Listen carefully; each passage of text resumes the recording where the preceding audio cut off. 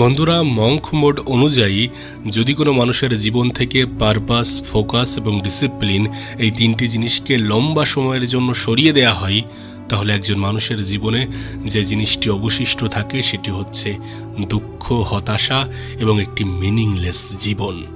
এই যে বললাম পারপাস, ফোকাস এবং ডিসিপ্লিন, এই এমন তিনটি জিনিস যেগুলোর মাধ্যমে আমরা আমাদের জীবনকে খুব সহজে নিয়ন্ত্রণ করতে পারি। যদি আমাদের জীবন থেকে এই তিনটি জিনিস সরে যায়, তাহলে আমরা আমাদের চাহিদা অনুযায়ী জীবন কাটাতে পারবো না। আমরা যেটা চাইবো সেটা পাবো না। যেমন জীবন কল্পনা করব তেমন জীবন হবে না। জীবন একেবারে মিনিংলেস হয়ে যাবে। আর সত্যি বলতে 95% মানুষ এটাই করে থাকে, না কোনো পারপাস, না কোনো ফোকাস, না কোনো ডিসিপ্লিন। কিন্তু কেমন হবে যদি আমরা এই ভিডিওতে একটি রোড ম্যাপের বিষয়ে আলোচনা করি, যেখানে পারপাস থাকবে, যেখানে ফোকাস থাকবে, যেখানে ডিসিপ্লিন থাকবে এবং যেটার মাধ্যমে আমরা 95% মানুষদের থেকে অনেক বেশি এগিয়ে যাব। না কোনো ডিস্ট্রাকশান থাকবে, না কোনো হতাশা থাকবে, না কোনো মন খারাপ থাকবে। আমরা আমাদের ইচ্ছা চাহিদা অনুযায়ী জীবন কাটাতে পারবো। আর এই রোড ম্যাপ হচ্ছে মঙ্ক মোড। মঙ্ক মোড এমন একটি সময়সীমা, এমন একটি পরিস্থিতি, এমন একটি অবস্থান, যেটা হতে পারে 21 দিনের, যেটা হতে পারে 1 মাসের, যেটা হতে পারে 3 মাসের, যেটা হতে পারে 6 মাসের, যেটা হতে পারে 1 বছরের। এই সময়ের মধ্যে আমরা আমাদের স্বপ্ন, আমরা আমাদের লক্ষ্য, আমরা আমাদের উদ্দেশ্যের জন্য নিজেকে একদম পুরো ঝাঁপিয়ে দেব। আমরা একদম সমস্ত কিছু ভুলে গিয়ে আমরা জীবনের পারপাস, লাইফের পারপাসের জন্য কাজ করব।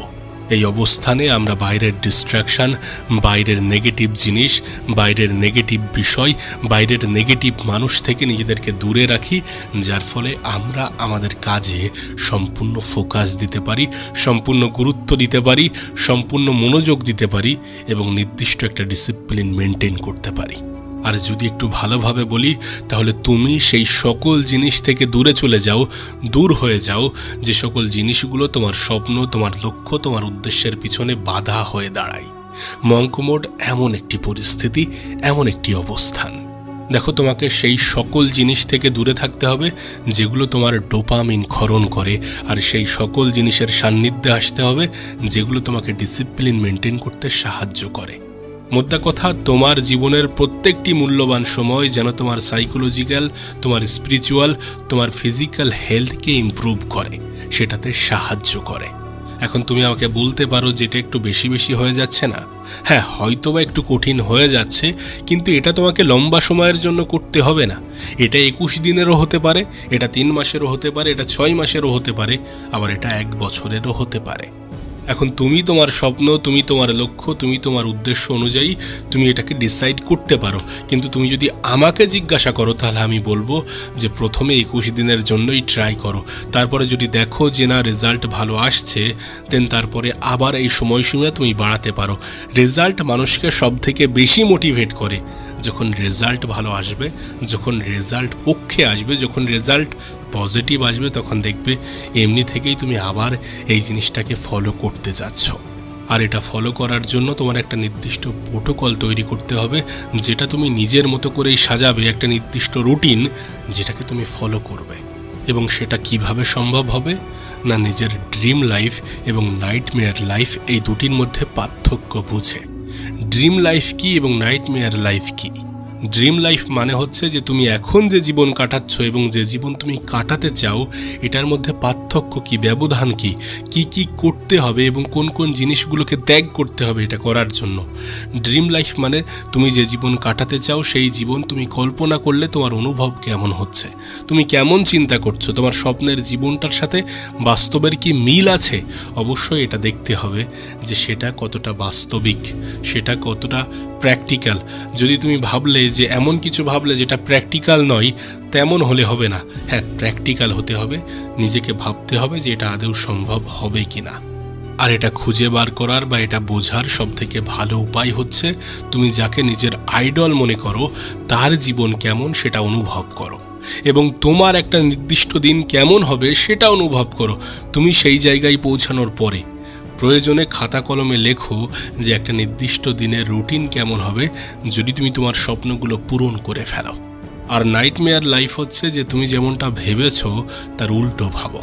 যে তোমার জীবনে এমন এমন ঘটছিল বা এমন এমন হচ্ছিল, সেটার উল্টো ভাবো যে তুমি যদি কোনো পরিবর্তন না হও, তুমি যদি কোনো চেঞ্জেস না আনো, তোমার মধ্যে যেগুলো পরিবর্তন করা প্রয়োজন সেগুলো যদি না করো, যেভাবে জীবন কাটাচ্ছ সেইভাবেই যদি কাটাতে থাকো, তাহলে কি হবে? মানে তুমি নিজেকে কোনো পরিবর্তন করলে না, যেমনভাবে জীবন কাটাচ্ছিলে তেমনভাবেই কাটাচ্ছ, এবং তোমার জীবনে কোনো পরিবর্তন আসলো না, না তোমার স্বপ্ন পূরণ হলো, না তোমার উদ্দেশ্য, না তোমার অন্য সমস্ত কিছু, না তোমার জীবন।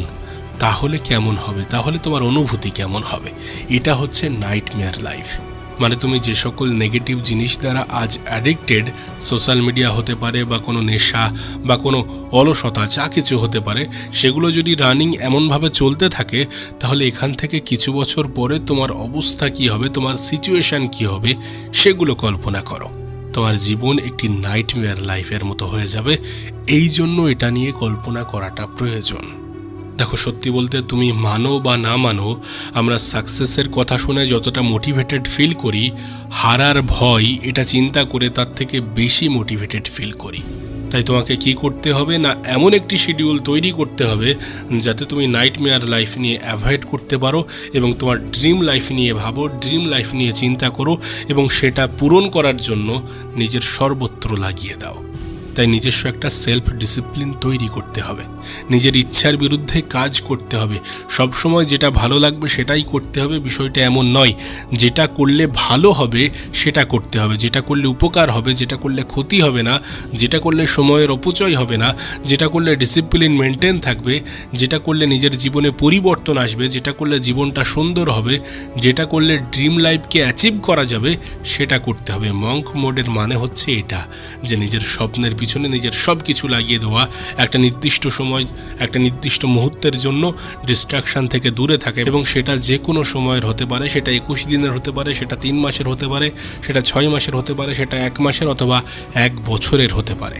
তাই বলছি, নিজের স্বপ্ন পূরণের জন্য, নিজের লক্ষ্য পূরণের জন্য একটা নির্দিষ্ট পারপাস ক্রিয়েট করতে হবে এবং দেন তারপরে সেটাতে ফোকাস করতে হবে, দেন একটা নির্দিষ্ট ডিসিপ্লিন মেনটেন করতে হবে। সমস্ত নেগেটিভ জিনিস থেকে দূরে থাকতে হবে, খারাপ জিনিস থেকে দূরে থাকতে হবে, নিজের লাইফকে সুন্দর করার সর্বত্র চেষ্টা করতে হবে এবং সব শেষে ডিস্ট্রাকশান থেকে যত আমরা দূরে থাকবো তত বেশি ফোকাস করতে পারবো, তত বেশি ডিসিপ্লিন মেনটেন করতে পারবো। তাই নেগেটিভ মানুষ, নেগেটিভ পরিবেশকে এড়িয়ে চলতে হবে, মঙ্ক মোড ফলো করতে হবে। হতে পারে সময় পরিবর্তন করতে সময় লাগবে, তোমার ক্ষেত্রে 21 দিনও লাগতে পারে, আবার 1 বছরও লাগতে পারে। তুমি তোমার স্বপ্ন, লক্ষ্য, উদ্দেশ্য অনুযায়ী সেটাকে ডিসাইড করো, দেন শুরু করে দাও। শুরুতে প্রয়োজনে 21 দিন শুরু করো, কিন্তু শুরু করো। শুরু করাটা খুবই গুরুত্বপূর্ণ। শুরু করে দাও, যখন রেজাল্ট আসতে শুরু হবে তখন এমনি থেকেই তুমি মোটিভেটেড ফিল করবে, তখন আর এক্সট্রা কোনো মোটিভেশন শুনতে প্রয়োজন পড়বে না, শোনার প্রয়োজন পড়বে না, তখন তুমি এমনি থেকেই কাজ করতে শুরু করে দেবে।